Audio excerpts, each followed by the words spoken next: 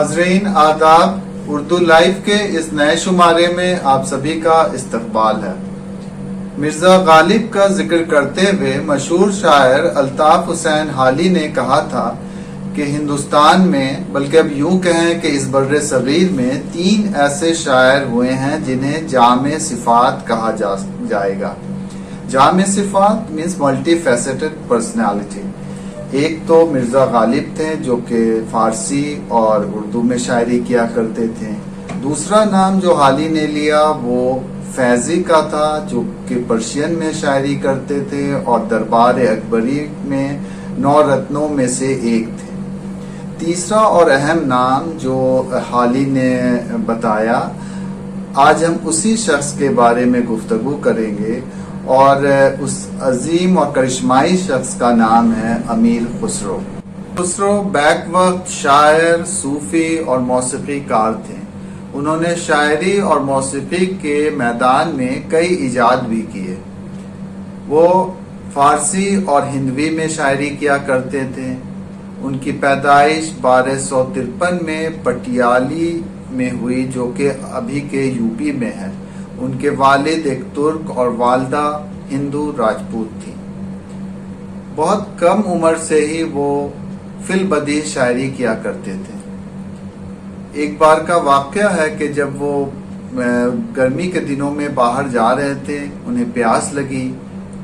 कुएं पे देखा कुछ पनिहारी पानी भर रही हैं, तो उन्होंने कहा कि बीबी मुझे पानी पिला दो। उन्होंने कहा कि पहले तुम कुछ सुनाओ। खुसरो ने कहा ठीक है, आप सब एक एक लफ्ज बता दें, मैं उससे कुछ बना लूंगा। एक ने कहा ढोल, दूसरे ने कहा चरखा, तीसरे ने कहा खीर, चौथी पनिहारिन जो थी उसने सोचा कि ये सब तो बहुत आसान लफ्ज है। उसने कहा कुत्ता। जैसे खुसरो को ये चारों अल्फाज मिले, उन्होंने फौरन कहा खीर पकाई जतन से, दिया चरखा चला, आया कुत्ता खा गया खीर, तू बैठी ढोल बजा, ला मुझे पानी पिला। तो ये उनकी जहानत थी। खुसरो ने दिल्ली सल्तनत के कई बादशाहों का दौर देखा, बल्कि 7 बादशाहों के दरबार से वो जुड़े भी रहे। शायरी और बादशाहों के दरबार से अलग उनकी एक दुनिया और भी थी, हजरत निजामुद्दीन औलिया से कुर्बत की।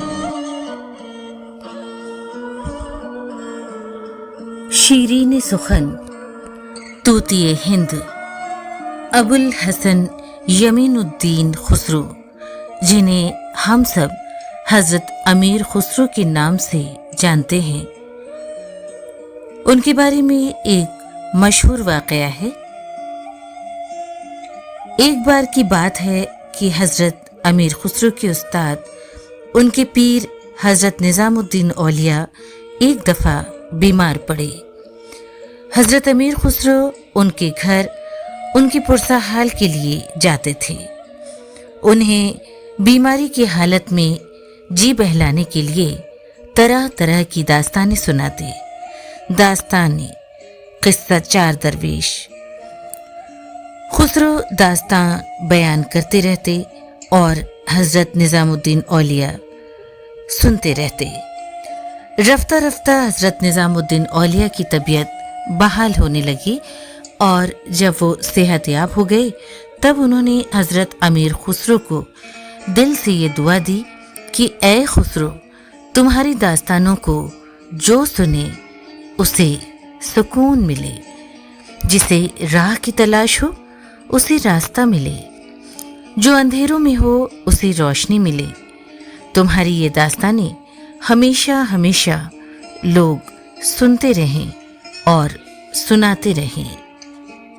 गोया किस्सा मुख्तसर ये है कि हिंदुस्तान की अदबी सरजमी को दास्तान गोई की सौगात अमीर खुसरो की देन है। किस्सा आम ये भी है कि अमीर खुसरो हजरत निजामुद्दीन औलिया के मुरीद थे। उनके सूफियाना कलाम में अपने पीर से मिलन और बिछोड़े का अनोखा रंग देखना हो तो आंखें मूंद के जरा ठहर के सुनिए ये कवाली। चश्मे मस्ते अजबे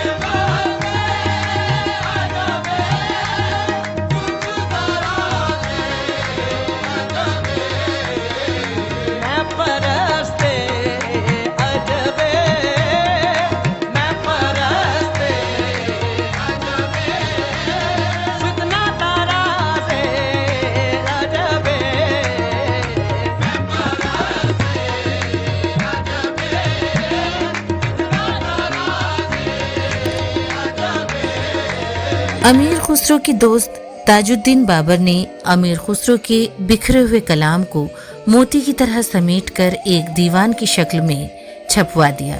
इसके बाद तो महज 19 साल की उम्र में ही खुसरो की शोहरत के परचम बुलंद होने लगे।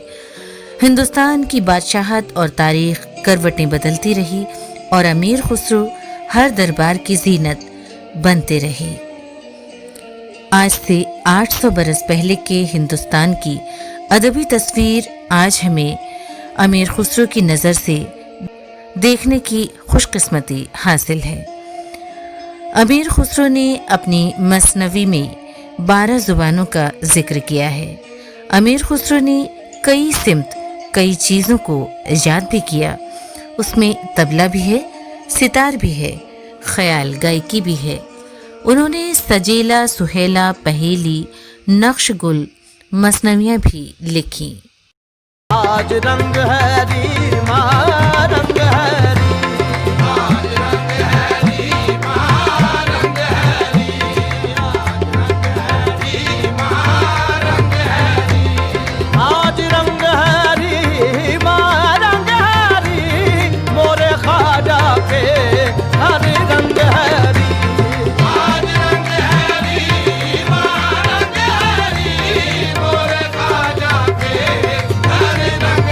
रंग है मेरे ख्वाजा के घर रंग है, रंग है मोरे ख्वाजा के घर रंग है, रंग है मोरे महबूब के घर रंग है, रंग है मोरे महबूब के घर रंग है, मोरे महबूब के घर रंग है, रंग है मोरे महबूब के घर रंग है। उनकी तमाम इजाद में से कव्वाली तसव्वुफ सूफिज्म के फलक पर महताब बनकर आज भी रोशनी बिखेर रही है।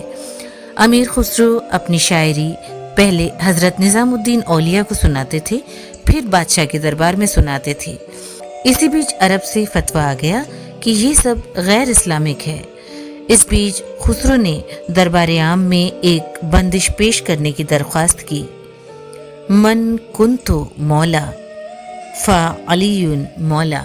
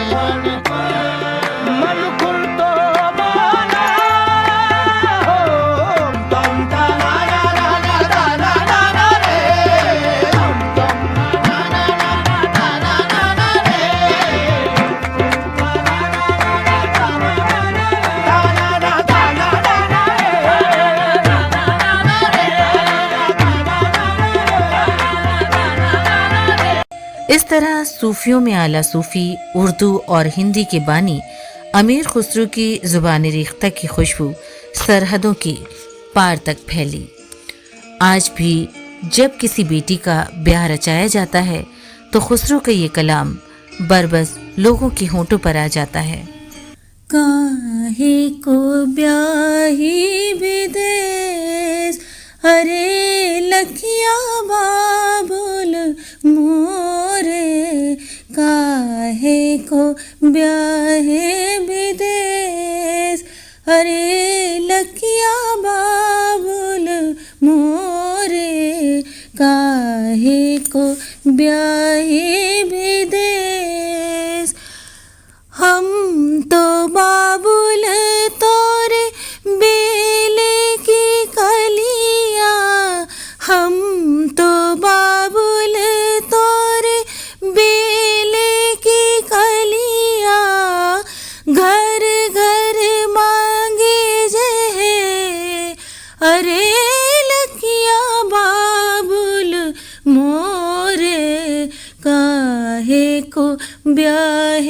विदेश।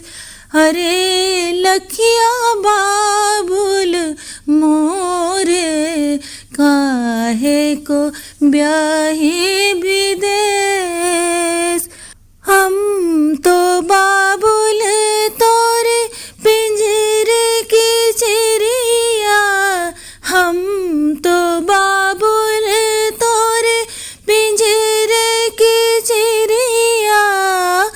भोर भई उड़ जई है, अरे लखिया बाबुल मोरे काहे को ब्याही विदेश। अरे लखिया बाबुल मोरे काहे को ब्याही विदेश। अरे लखिया बाबुल मोरे काहे को ब्याही विदेश। उर्दू है मेरा नाम, मैं हूँ खुसरू की पहेली। ये एक ऐसी लाइन है जो हर ख़ास व आम की ज़ुबान ज़द होती है, हर ख़ास व आम इसे जानते हैं। इस लाइन में के 3 कीवर्ड्स हैं, उर्दू, खुसरू और पहेली। और दूसरे मानों में हम इसे ये कह सकते हैं कि इन तीनों अल्फाज का एक दूसरे के साथ चोली और दामन का साथ है। नाजरीन, मैं जिस शख्स की बात करने जा रही हूँ उनका पूरा नाम अबुल हसन यामीनुद्दीन खुसरू था, जिन्हें दुनिया अमीर खुसरू के नाम से जानती है और मानती है। वो हिंदुस्तान के मशहूर शायर, सिंगर, फ़लसफ़ी और स्कॉलर थे। उन्होंने बर्र-ए-सग़ीर हिंद की तहज़ीबी तारीख़ में उन्हें मील का पत्थर माना जाता है।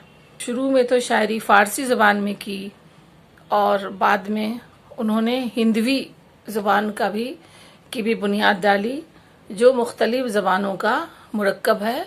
और ये उस वक्त की बात है जब उर्दू का शुरुआती दौर था। आप यूँ कह सकते हैं कि उर्दू की बुनियाद डालने में अमीर खुसरू का बहुत बड़ा रोल है। उनकी बहुत सारी पहेलियाँ भी बहुत मशहूर हैं। उन्होंने मसनवी, क़ता, रुबाई, दोबीती, तरकीब बंद इन तमाम असनाफ़ सुख़न पर तबाह आज़माई की और बहुत ही ज़हीन शख्सियत के मालिक थे। वो बहुत ही कम सिनी में ही वो फ़क़ीह, फ़लसफ़ी, माहिर फ़लकियात, माहिर मंतिक़ और माहिर मज़ाहिब और माहिर तारीख़ बन चुके थे। उन्हें फादर ऑफ कव्वाली भी कहा जाता है। कव्वाली की बुनियाद भी उन्होंने डाली। अस्सलाम वालेकुम। अमीर खुसरू की ये नात शरीफ पेश खिदमत है। नमी दानम चे मंजिल बूद शब जाए कि मन बूदम नमी दानम चे मंजिल बूद शब जाए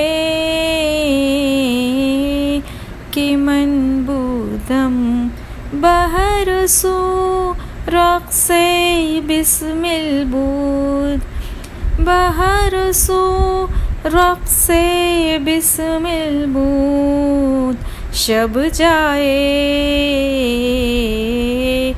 कि मन बूदम नमी दानम चे मंजिल बूद परी पे कर निगारे सरो कदे लाल रुख सारे परी पे कर निगारे सरो कदे लाल रुख सारे सरापा आफते दिल बूद सरापा आफते दिल बूद शब जाए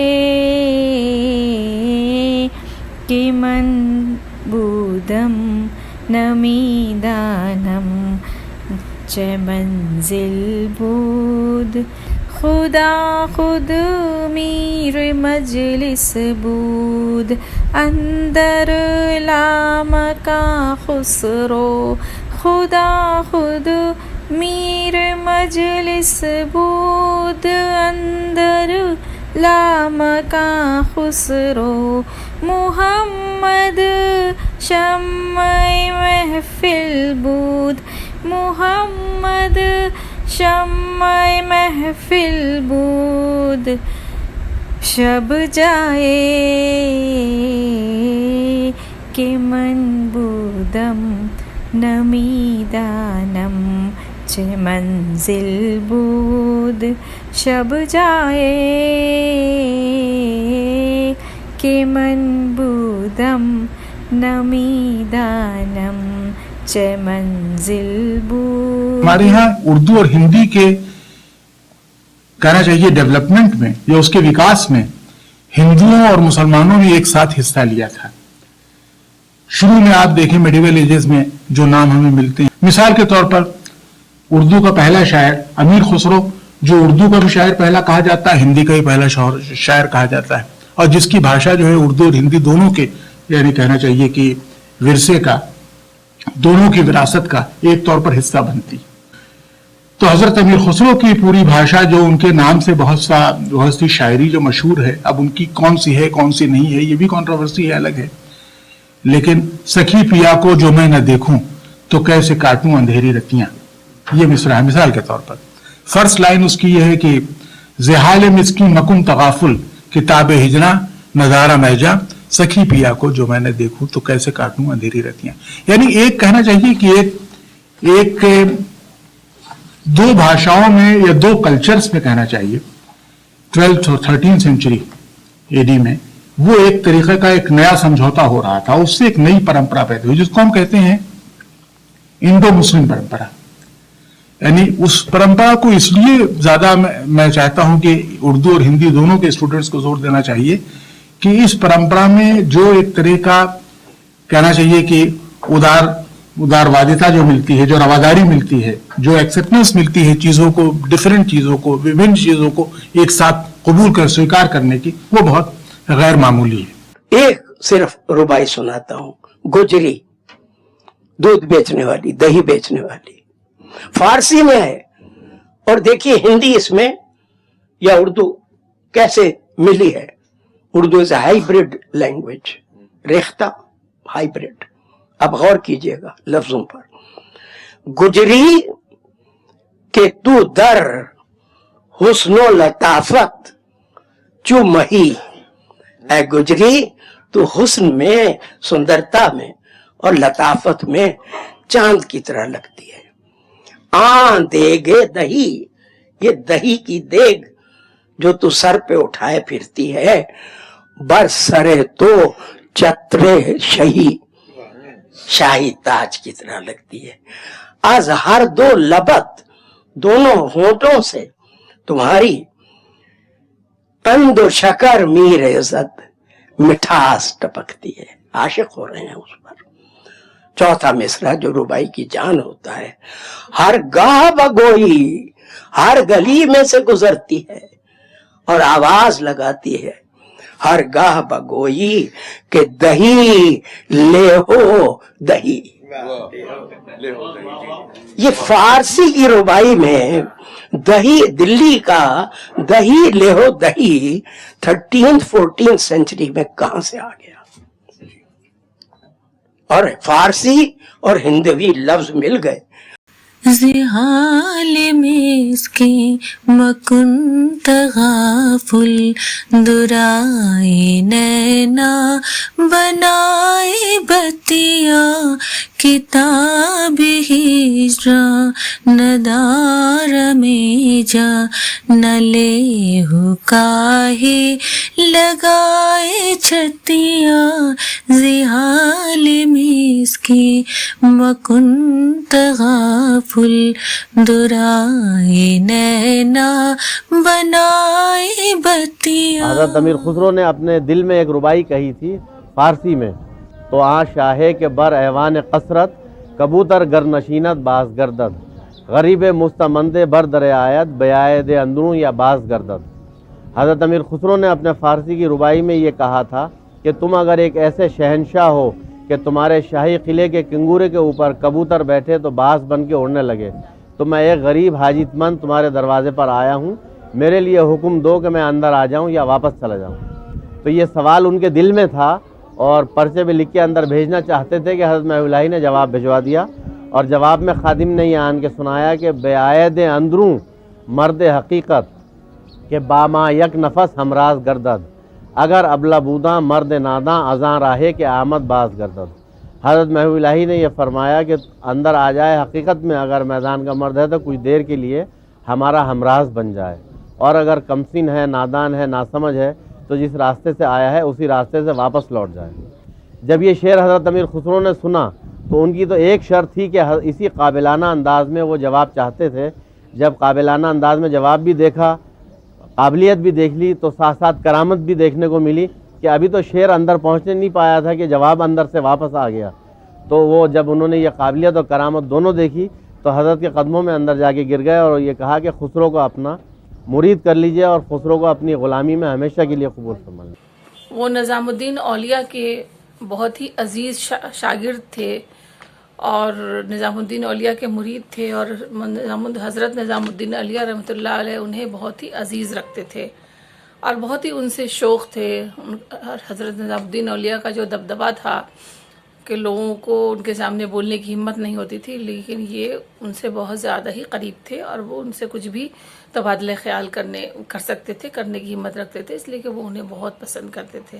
हजरत निजामुद्दीन औलिया के इंतकाल के वक्त खुसरो दिल्ली में नहीं थे। खबर मिलते ही वो दिल्ली फौरन आए और आते ही उन्होंने एक दोहा कहा, गोरी सोवे सेज पर मुख पर डाले केस, चल खुसरो घर अपने साज भई चहूतेस। और निजामुद्दीन औलिया के इंतकाल के कुछ ही महीने बाद अमीर खुसरो का भी इंतकाल हो गया। आज खुसरो की कब्र निजामुद्दीन औलिया के कब्र के साथ ही उसी अहाते में है। आज 700 साल से भी ज्यादा वक्फे के बाद भी खुसरो की शायरी उसी तरह जिंदा जावेद है। उनकी कव्वाली सिर्फ दरगाह और मज़ारों पे ही नहीं बल्कि हर तरह के कल्चरल प्रोग्राम और लिटरेरी फेस्टिवल में गाई और सुनी जाती है। खुसरो दरिया प्रेम का जो उल्टी वा की धार, जो उबरा सो डूब गया, जो डूबा सो पार। अपनी छब बनाई के जो मैं पी के पास गई, अपनी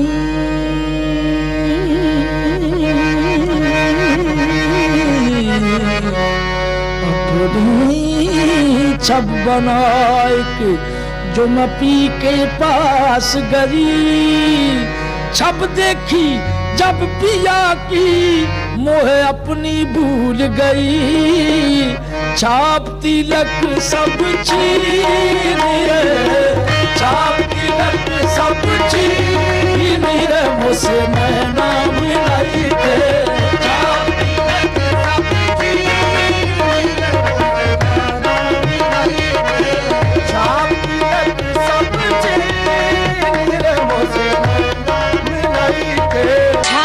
तिलक सब छीन